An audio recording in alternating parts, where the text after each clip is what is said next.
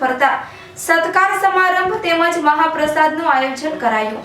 અબડાસા તાલુકાના ડુમરા ગામેથી સરકાર અને દાતાશ્રીઓના સહયોગથી અયોધ્યા, મથુરા, વૃંદાવન, હરિદ્વાર તેમજ ઉજ્જૈનની યાત્રા પૂર્ણ કરી 12મા દિવસે વતન પરત ફરતા તેમનો સત્કાર સમારંભ તેમજ મહાપ્રસાદનું આયોજન કરવામાં આવ્યું। આ કાર્યક્રમમાં ઉપસ્થિત કચ્છ મોરબી સાંસદ વિનોદ ચાવડા, અબડાસા ભારતીય જનતા પાર્ટીના પ્રમુખ જયદીપસિંહ જાડેજા, જિલ્લા પંચાયતના સદસ્ય પરસોત્તમભાઈ મારવાડા તેમજ કારોબારી ચેરમેન જયુભા જાડેજા, ડુમરા ગામના માજી સરપંચ રાજેશ્રીબેન ગઢવી, ભાનુશાલી સમાજના અગ્રણી શંભુરામ ભાનુશાલી તેમજ એડવોકેટ બટુકસિંહ જાડેજા, સરપંચ સંગઠન પ્રમુખ શ્રી પરેશસિંહ જાડેજા તેમજ મોટી સંખ્યામાં ભાઈઓ અને બહેનો ઉપસ્થિત રહ્યા હતા। Report by Rameshbhai Bhanushali, Naliya, Abdasa, Kutch.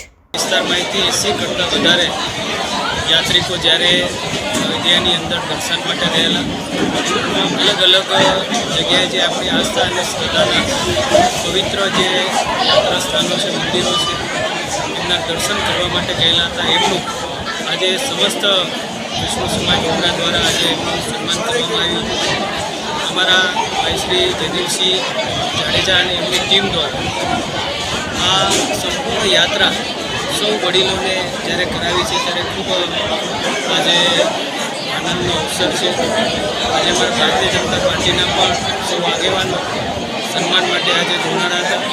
હું અભિનંદન આપું છું જયદેવભાઈને કે જેમણે વડીલોને સૌને આજે અયોધ્યાની અંદર ભગવાન શ્રી રામના દર્શન કરાવ્યા છે અને અમને બધાનું સન્માન કરવાનો આજે અવસર મળ્યો છે।